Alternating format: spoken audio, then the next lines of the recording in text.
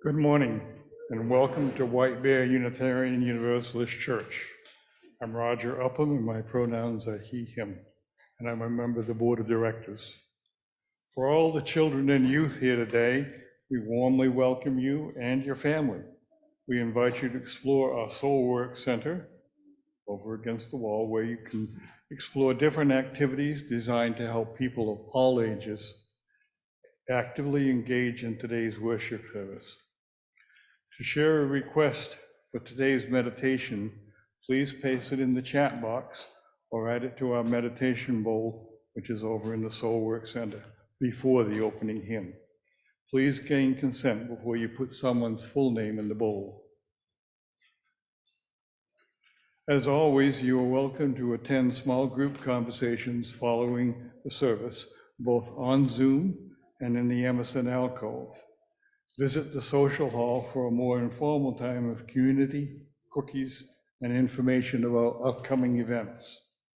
There will also be a special Earth Day Poetry Circle in the Emerson alcove after the 11 o'clock service.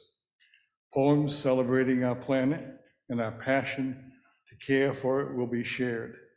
You will also find tables for our 3 environmentally focused teams in the social hall, and a table in the atrium with information about ordering the new book from our guest speaker this morning. Our search committee will now share an announcement.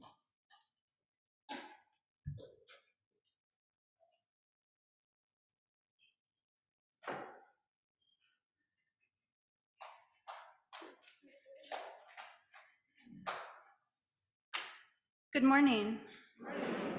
My name is Heather McLean and my pronouns are she, her, and I'm serving on your search committee. We are thrilled to announce that our candidating week will kick off a week from today. It's a joyful time of celebration for our entire congregation. Next Sunday, April 30th, Reverend Jessica Clay, our candidate for lead minister, will be here, and she's going to preach at both services. We hope that you all will come to see her. There will also be multiple opportunities throughout the following week to meet her both in person and virtually. An email will be sent early next week with registration links. Most importantly, on Sunday, May 7th, we're going to have one service at 10 a.m., led by Reverend Jessica. After that service, we will hold our congregational meeting at 11:30, and that will be here in person in the sanctuary, but also on Zoom. Please plan to attend.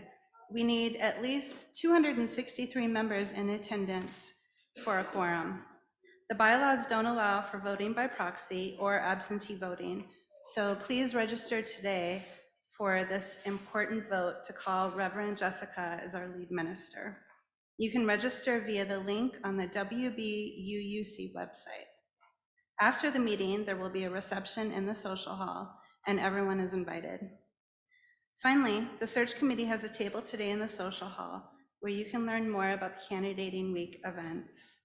You can also add your message of welcome to one of the colorful signs that we will have on display to greet Reverend Jessica when she arrives. Thank you again for all of your support, and we're so excited for you all to meet Reverend Jessica.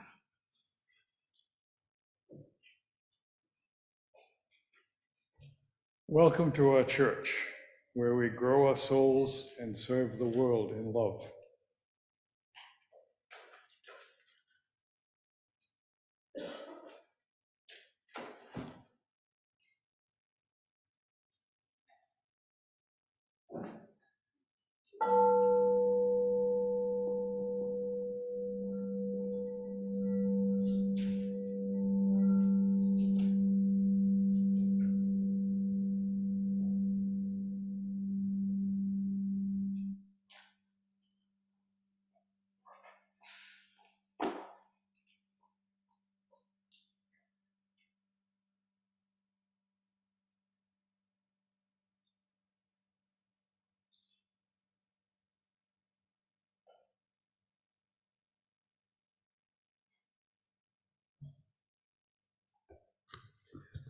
Come into this place which we make holy by our presence. Come in with all your vulnerabilities and strengths, fears and anxieties, loves and hopes. For here you need not hide, nor pretend, nor be anybody other than who you are and who you are called to be. Come into this place where we can touch and be touched, heal and be healed, forgive and be forgiven. Come into this place where the ordinary is sanctified, the human is celebrated, the compassionate is expected. Come into this place. Together, we make it a holy place. I'm Reverend Roger, and my pronouns are he, him.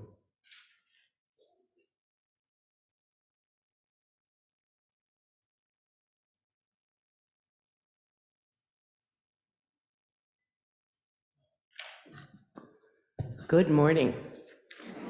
It is wonderful to be together on this Earth Day Sunday. My name is Kathy Macomber, and I use the pronouns she, her. Our theme for April is love, the practice of covenant. As I prepared for today, pondering climate change and covenant, I recalled an event that happened early in the spring of 2011. Before retiring to Minnesota, I was an extension educator in Southwest Missouri. Agriculture was the economic engine for the 8 counties in which I worked, with small businesses, nonprofits, and local governments.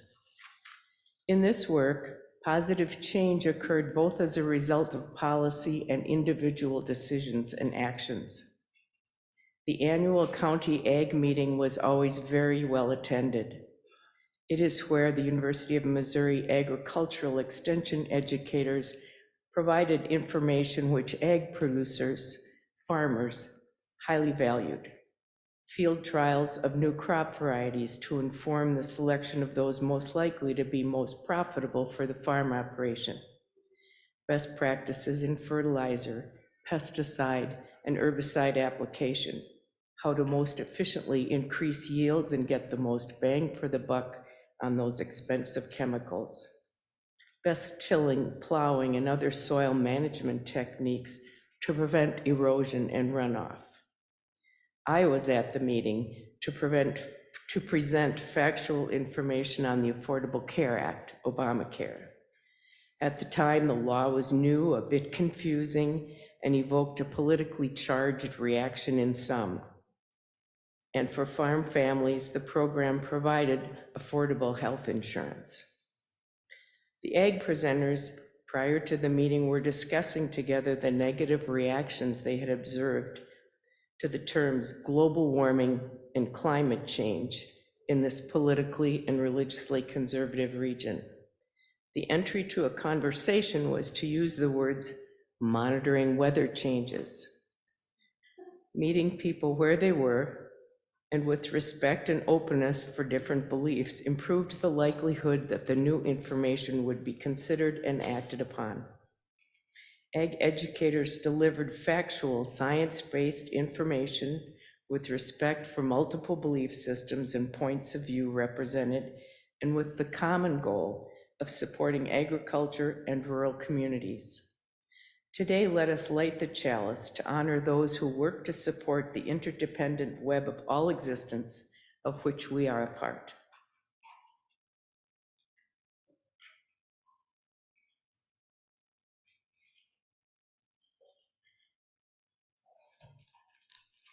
And I invite you to join in the unison opening words. Love is the spirit of this church, and service is its law. This is our great covenant, to dwell together in peace, to seek the truth and love, and to help one another. Our opening hymn today is number 163 in the larger gray hymnal. I invite you to rise in body or in spirit and join in singing.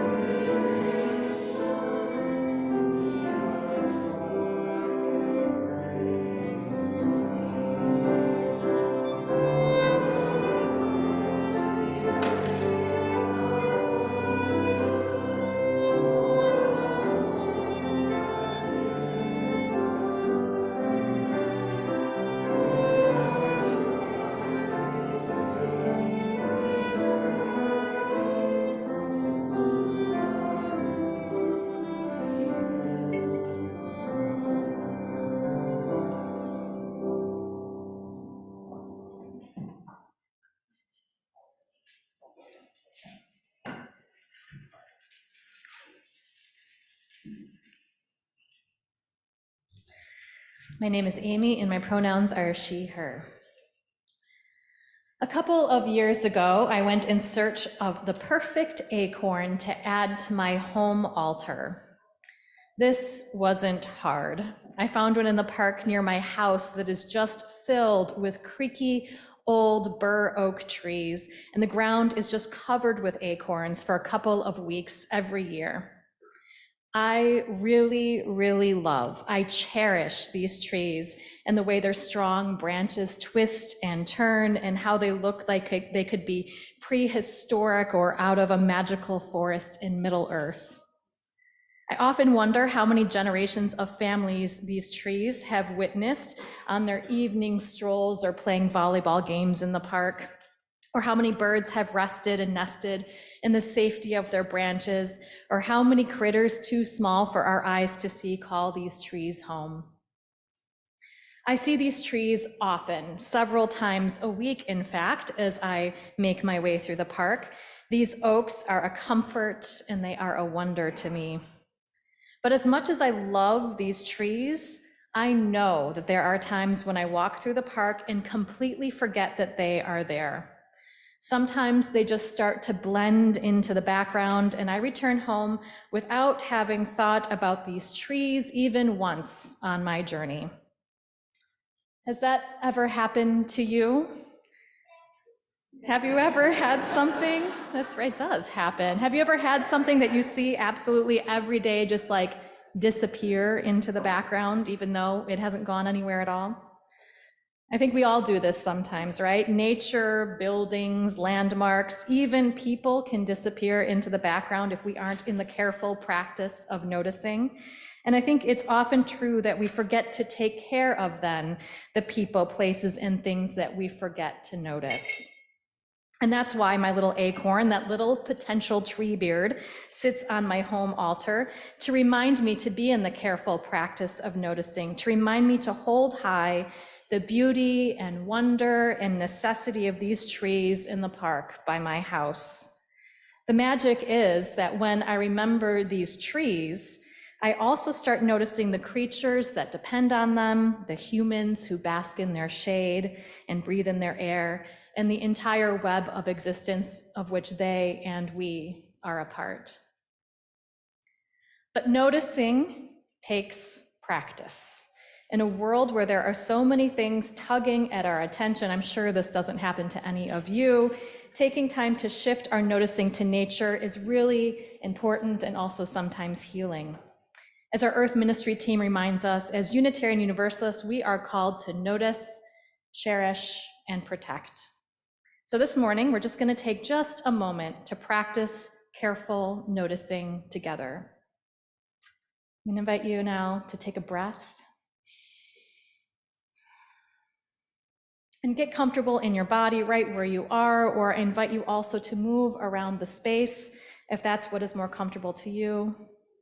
And begin by just noticing your own breath, breathing in and breathing out, setting aside all other things that are fighting now for your attention, just feeling your own breath. What does it feel like just to notice your breath? And now turn your attention to the space around you. You might notice those who share this space with you this morning also breathing deeply or closing their eyes or moving around this space. You may notice church noises from the people, from the building, or maybe even from outside the windows. What does it feel like to notice these things? What do you wonder? What do you cherish? Finally, take a breath and turn your attention to the natural world outside this space, real or imagined. Maybe it's a peaceful lakefront, a park near your home, a dark forest, or the beautiful woods and gardens right outside our windows here. What sights, sounds, textures, smells do you notice? What does it feel like to notice these things? What do you wonder? What do you cherish? Take a breath now and return to the space, but holding still what it is you notice, what you cherish, and what you protect. We're gonna sing now number 1057 in the teal hymnal, Go Lifted Up, as our children, youth, and facilitators who are registered for our circles leave the space this morning. Rise in body or spirit.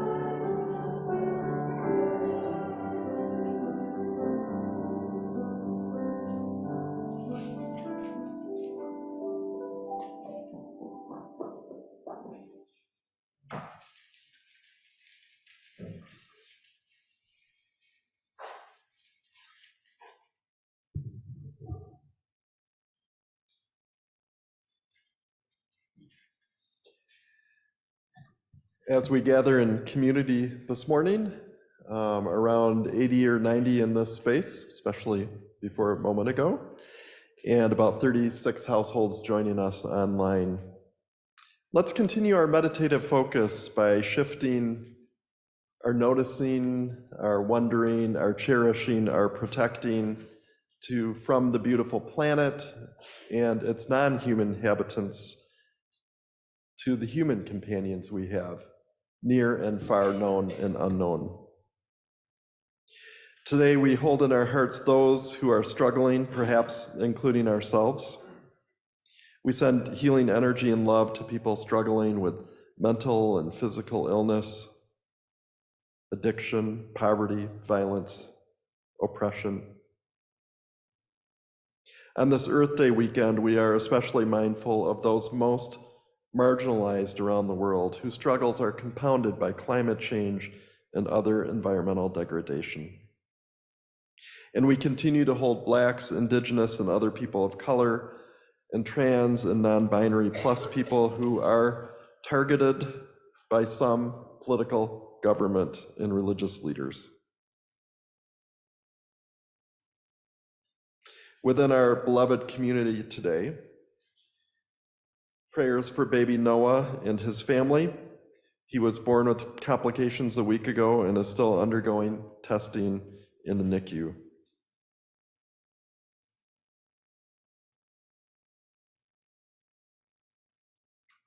Good morning from Crystal.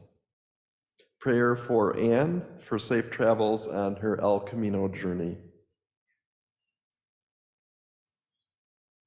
Holding in our hearts Mom and Dad, Brad and family,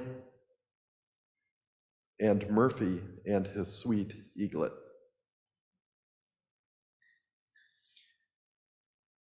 And in these next moments, I invite you out of the silence that we share together to name aloud in this space or wherever you are, or in your heart, the names of loved ones that you are especially holding today.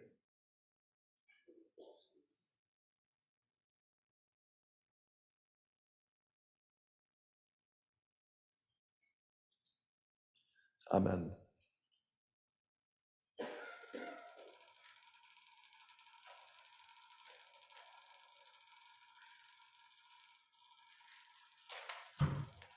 Good morning. I am Joanna Eccles, she, her, and I am representing your Earth Ministry team. And we, along with Land Stewardship and the Global Climate Change Action Committees, we embody the seventh principle, respect for the interdependent web of all existence of which we are a part. In recognition of Earth Day, Land Stewardship and our Climate Action Fund will receive donations from today's special collection. A bit about each of those and the work that your donations will support.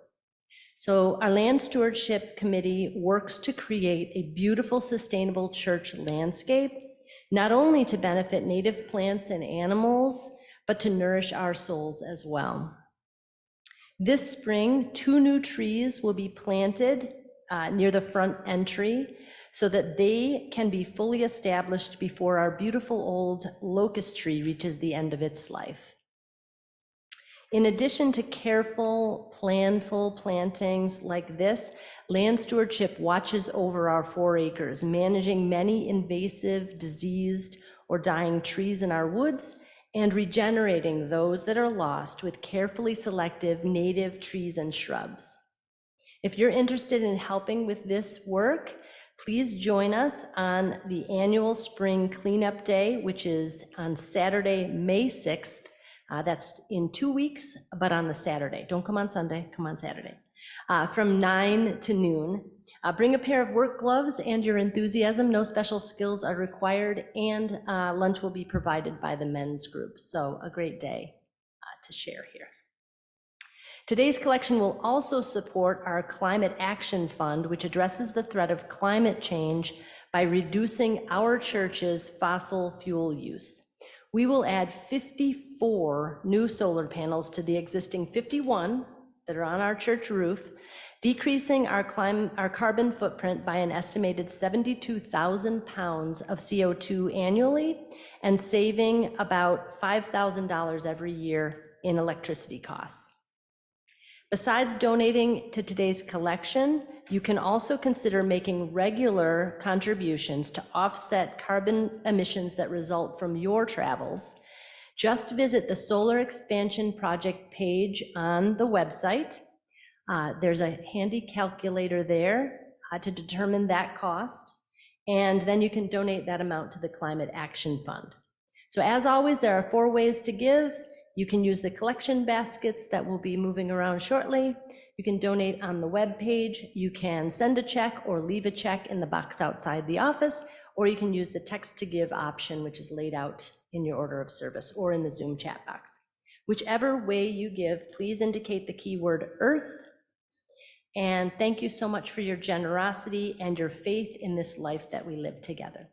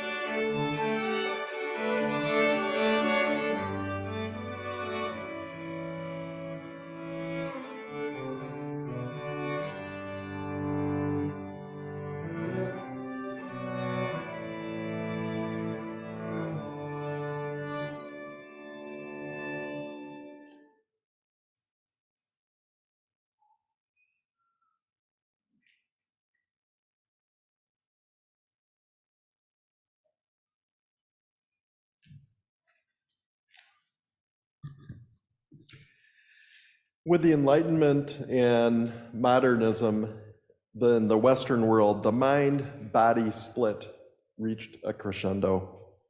And this split had inherently in it a value judgment. Mind, good; body, bad. Everything associated more with bodies, particularly non-male, non-white human bodies, animal bodies, the body of our planet, were devalued. And this, in many ways, enabled and propelled enslaving and colonizing non-whites, continued exploitation of female bodies and poor bodies and non-binary bodies, and extracting as much as possible from the earth. And as I've shared before, American Unitarians and Universalists had an outsized role in colonizing Hawaii, the Philippines, and some other Pacific islands. And integral to this colonization enterprise was extracting as much as possible out of the land, the fields, the forests of each place, and along with that, oppression of the people who lived there. The whole business of imperialism was based on disregard and even hatred of the natural world and of non-white people. And this wasn't, in our denomination's history, just a case of a few bad Unitarian and Universalist apples. It was really the logical result of the Enlightenment in this mind-body split. So all of this illustrates how destruction of the planet and oppression of marginalized people go hand in hand. Given our history, I believe that American Unitarian Universalists have a special responsibility to act in every way we can to help our planet's ecosystem and to help marginalized peoples thrive. We also have the job, I think, of connecting the dots between these two things.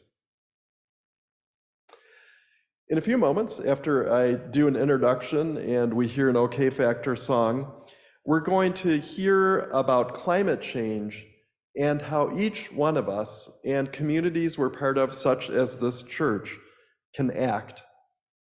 And so I'm delighted today to welcome to our church Dr. Heidi Roop. Heidi is the director of the University of Minnesota Climate Adaptation Partnership and an assistant professor of climate science and also extension specialist for this area with the University of Minnesota. Last month, I attended a book launch for Heidi's new book called The Climate Action Handbook, a visual guide to 100 climate solutions for everyone. That was at the Bell Museum. And I was struck by her ability to bring together concrete actions that each one of us can participate in, realism about the real peril that humanity and our planet are in, and hope, all grounded in an understanding of the science. So I first met Dr. Roop in Appleton, where I was a minister for a long time, and her parents joined the UU congregation there when Heidi was kind of in her later high school years. And so I had the joy of watching Heidi go off to college and then graduate school and then climate science around the world.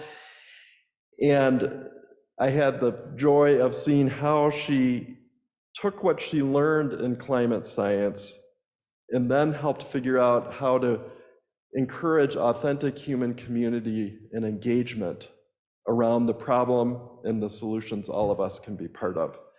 And it is easy for me to see echoes of her parents, in her mother's case, a high school science teacher, and in both of her parents' cases, children's book authors, wonderful, wonderful books, to see how their passion and creativity got channeled in ways through Heidi. They are dear, dear friends, and so I was delighted when I asked Heidi 2 weeks ago, maybe, after this talk on Earth Day, which I think could be a busy day for her on that weekend, to speak here, and that Heidi said yes. It is such a joy to welcome you, and I also want to just lift up before we hear from Carla and Olivia that Heidi asked that the honorarium that she receives for speaking here today be directed toward the solar panels. Welcome, Heidi.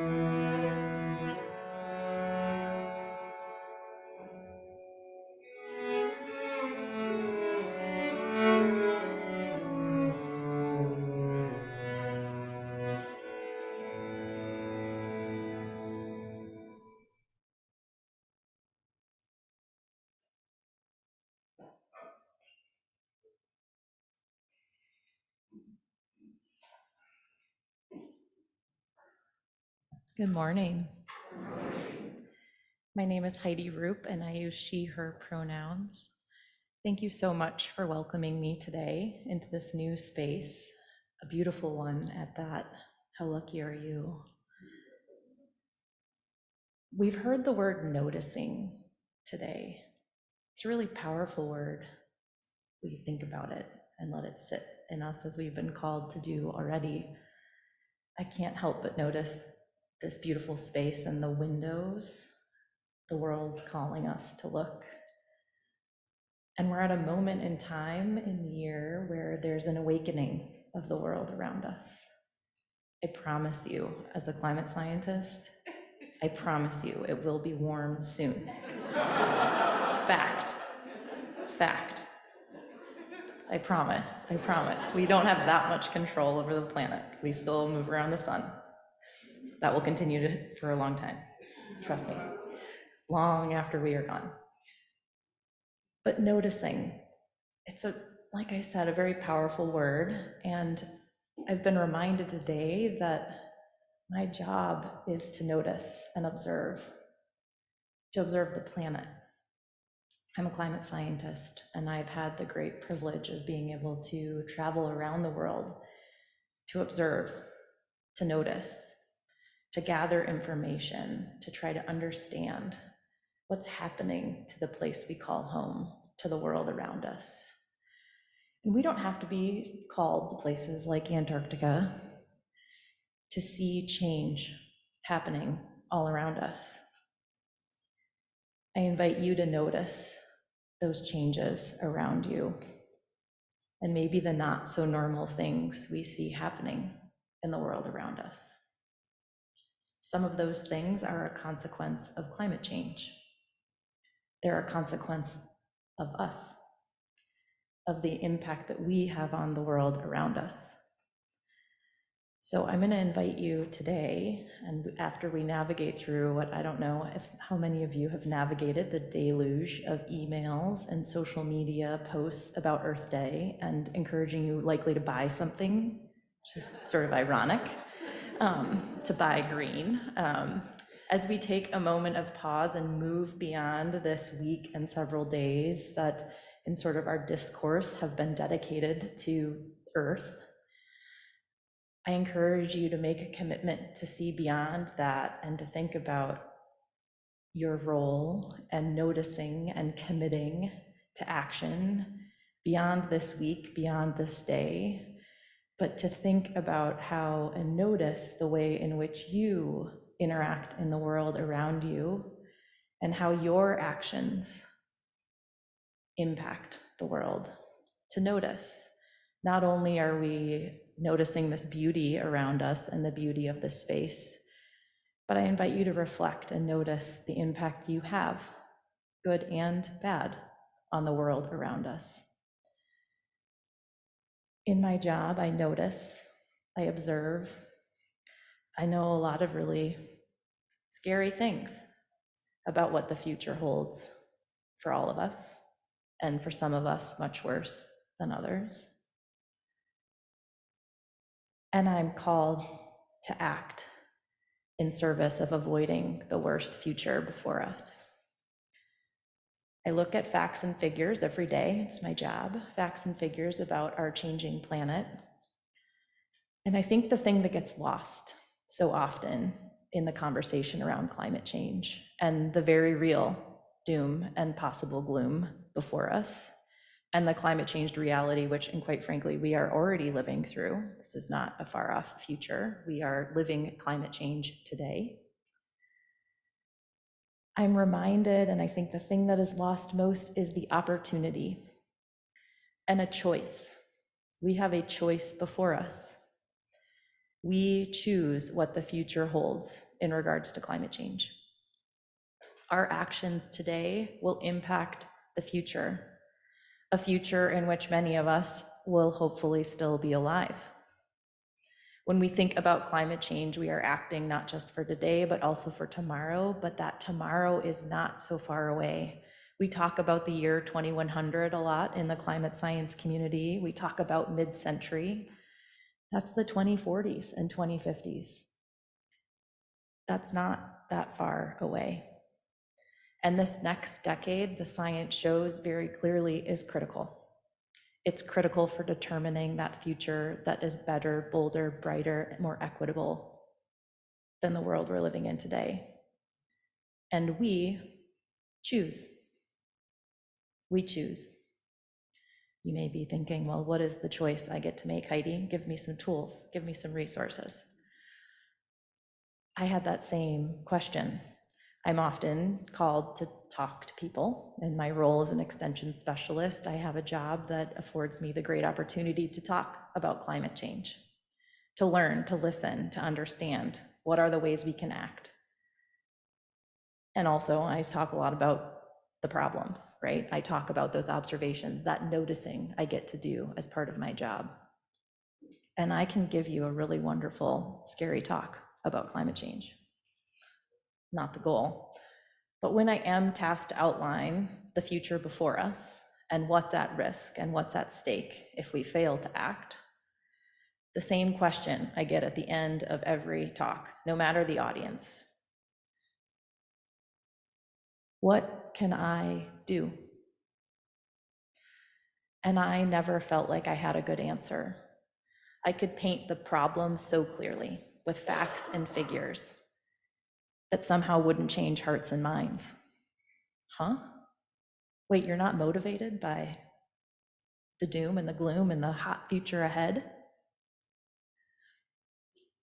Well, clearly what we've been saying hasn't been working for a long time, so I felt inadequate, and I also felt like I was othering people by saying, you know, the solutions that we should embrace are solar panels on the roof or buy an electric vehicle.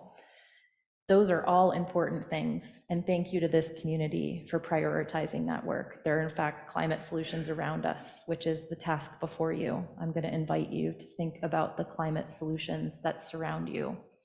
And you all represent leadership in this space, but there is certainly more to do. I never felt like I had that good answer to that question, so I embarked on the journey of my own education and figuring out how I could chart a path forward towards solutions, both as an individual, in the collective, and in the community, and invite more people in to seeing themselves as problem solvers, as climate actors, as being climate leaders, even if those solar panels and that electric vehicle were out of reach. There are so many strengths and passions and perspectives that we each can draw on to create that future we want. And climate is part of whether we get there. And so we can all be on a climate solutions journey, but it's going to look different and feel different for each and every one of us. I'm going to have you show the slide. So I wrote the Climate Action Handbook, mostly at the prompting because I said something really silly like, every action matters. And someone said, well, I'm going to tell me what and tell me how. How do actions matter, right?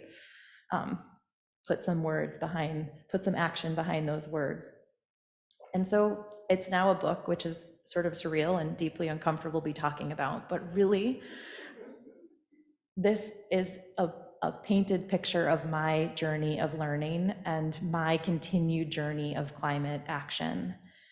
And I'll be really frank, there are a lot of things in my life where the motivation may not be climate change or a climate solution. It might be because it's financially the best thing to do for my family, or because it means my daughter has safer air to breathe inside our home. And that's okay. Our actions can have co-benefits, and climate can be one of those. So I invite you to think about those things as well. Next slide, please. When I think about climate solutions and, quite frankly, the abundance of opportunity before us, I'd like to invite you to think about two things. As we think about how to chart this climate solutions journey before us, I invite you to think about how we prevent the problem from getting worse. This is often called mitigation. It's the thing that dominates our discourse. It's really important. We know the source of the problem of global warming. Those are greenhouse gases produced by us through activities that burn fossil fuels like transportation and our food systems and many of the systems that we rely on every day. We need to work to prevent the problem from getting worse, and this happens at an individual and a collective level. And again, those solar panels on the roof here are a big part of that prevention piece of the equation. There are a lot of things we can do at home and in community to prevent the problem from getting worse, and that's imperative and urgent. Next slide. This is the unsung thing that I study adaptation, which is a fancy word for preparation. How do we prepare for the changes we've set in motion? That's probably the most challenging part of my job as a Earth observer, which is that we know with climate change that there are things that we have set in motion that we can no longer avoid. We know for a fact that sea level rise, for example, is only going in one direction for at least the next 1,500 years. Yeah, I heard a geese in the background. Yeah, that's a great way to suck the air out of the room. But what that calls us to do is not only try to avoid more sea level rise through prevention, but also think about how we prepare for that reality. We may not be a coastal community here, but we have lots of lakes in Minnesota. Wisconsin has more. Our coast, I know, right? Got to toss that in there while I can, while I have the stage. Sorry, got to put a Wisconsin joke in there somewhere. They raised us to be competitive, right? So we have many coastlines. They may not be coasts on the ocean, but we have lake shores aplenty here. And we have water resources, all sorts of things, roads, bridges, taps, toilets, our own health and well-being. And we need to think about how we prepare those systems in our lives and livelihoods and communities to be ready to, quite frankly, weather the storm. This is often a great way to invite more people into the conversation because it doesn't require necessarily a ton of resource.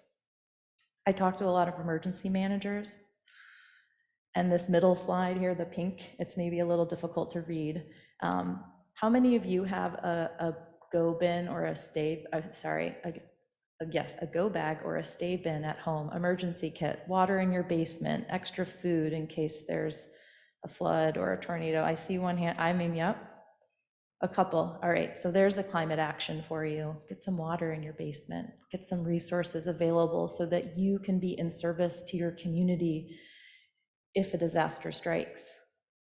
Being prepared as an individual in a community to weather that storm enables resources to go elsewhere, for you to be able to show up in community and help provide drinking water or food or medical supplies, or so you and your family can weather that storm. For me, that constitutes a climate action because while you may be protecting yourself, you're also investing in community and acknowledging the future before us. So we have to prevent the problem from getting worse while we prepare for the changes we know we've set in motion. Next slide, please. As we go about our climate solutions journey, we must think about our individual roles, how we contribute to our communities and engage. And this is one, again, thank you all for your climate leadership. There's an abundance. I can look out there and there's a climate solution with your permeable pavement, the way that this landscape around this space is being managed. It's incredible. So continue on that journey. And I invite you to extend gratitude to those who are leading the way for this community in your climate solutions journey. And we have to think about how we influence the collective. We can do that in a multitude of ways, and some of that is through leadership, modeling the future we want to create and see. Next slide, please. And I invite you to broaden the way you think about what constitutes a climate action and what you do on this journey of yours. We think a lot about carbon footprints. It's an important tool. It's actually a tool and framing that have been accelerated by the fossil fuel industry to try to shift the burden of responsibility from corporations and systems to individuals. So I invite you to instead think about your climate action footprint. What is the whole that you bring? Not just the prevention piece, the preparation piece, and the way you show up and observe and notice the impact and opportunity to act around you. Next slide, please. I'm not going to read this quote, This is from one of my mentors and advisors at the University of Washington. This was in an article when she was interviewed as she was leaving her position at the university, really leading the creation of organizations that work at universities in service of bringing science with and for society. I really admire her. And one of the things that Dr. Amy Snover said was basically, no matter who you are or what you do, there's a space and a need for you in this work. And I feel that we firmly need everyone and all of your strengths and passions and persistence and leadership to grapple with and tackle and confront this challenge, but most importantly, to truly embrace the opportunity of that bigger, better, brighter, bolder, more equitable future that we could choose to create with and for one another. Next slide, please. So I'll invite you today, and as you move forward out of this Earth Week and that deluge of reminder about things you should buy or not, to instead think about those climate solutions that surround you, and again, notice. Use that powerful word to notice your impact and the opportunity before you as you embark on or continue your own climate solutions journey. We need you, each and every one of you, to show up as you are in whatever way you can and continue on a path towards that bigger, better, brighter, bolder, more equitable future. Thank you.